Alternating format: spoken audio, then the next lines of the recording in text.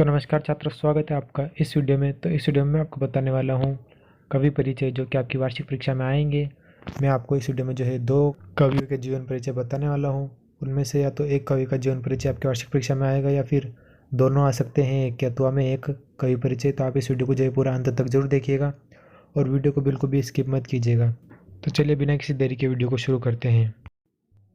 तो हम पहले सुमित्रानंदन पंत जी का जीवन परिचय देख लेते हैं। तो सर्वप्रथम इनकी रचनाएं पूछेगा आपसे 2-3, तो आप ये सभी रचनाएं देख लीजिए। इनकी रचनाएं हैं युगांत, युगवाणी, उत्तरा, अंतिमा और चिदंबरा। ये जो है ये सुमित्रानंदन पंत जी की रचनाएं हैं। और इसके बाद भाव पक्ष इनका देख लेते हैं सुमित्रानंदन पंत जी का। तो इनका भाव पक्ष है, सुकुमार भावना और कोमल कल्पना पंत जी स्वभाव से अत्यंत कोमल और सुकुमार स्वभाव के थे, अतः इन्होंने अपने काव्य में कोमल बिंबों का ही विधान किया है। उन्हें कोमल भावना का सुकुमार कवि कहा जाता है। अगर आप इतना में लिख देंगे भाव पक्ष में तो आपको पूरे नंबर मिल जाएंगे। लेकिन इसके आगे भी अगर आप लिखना चाहो तो इसके बाद ये लिख सकते हो आप, वेदना की अनुभूति पंत के अनुसार कविता विरह से उठा हुआ गान होती है। और ये कुछ पंक्तियाँ उनके रचना से ली गई है, तो इन्हें देख लीजिए। वियोगी होना पहला कवि, आह से उपजा होगा गान, उमड़ कर नयनों से चुपचाप वही होगा कविता अनजान। तो ये जो था ये सुमित्रानंदन पंत जी का भाव पक्ष था। इसके बाद हम इनका कला पक्ष भी देख लेते हैं। कला पक्ष, सशक्त भाषा पंत जी का भाषा कोमलकांत पदावली से युक्त सहज और सुकुमार है। उसमें चित्रमयता, लालित्य और ध्वन्यात्मकता विद्यमान है। माधुर्य प्रदान अनूठा शब्द चयन है। भावानुसार भाषा कोमलता को त्याग कर भयानकता को ही प्राप्त हो उठती है। तो ये इनका कला पक्ष हो जाएगा। इसके बाद इनका साहित्य में स्थान आप देख लीजिए यहाँ पर नीचे।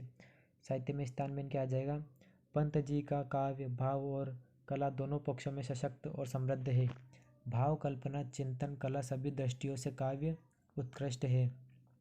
आधुनिक हिंदी साहित्य के शीर्षस्थ कवियों में पंत जी का अति महत्वपूर्ण स्थान है।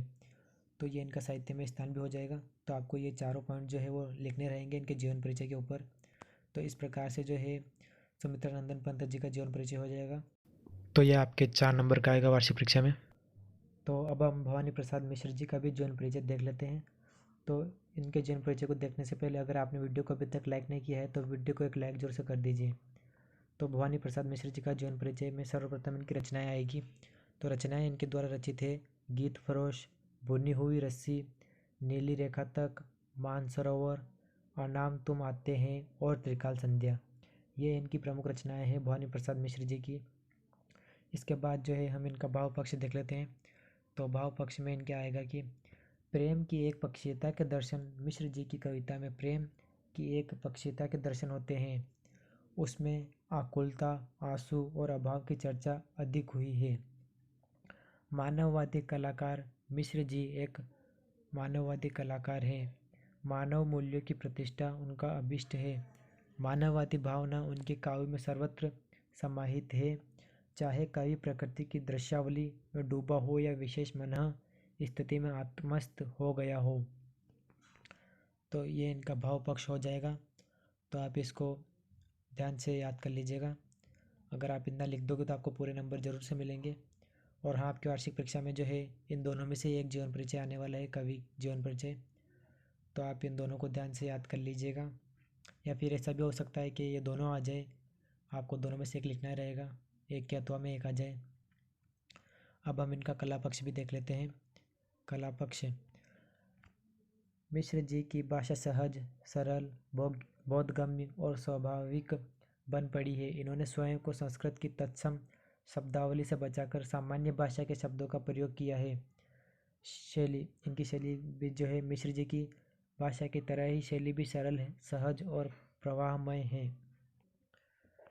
इसके बाद जो है हम इनका साहित्य में स्थान भी देख लेते हैं।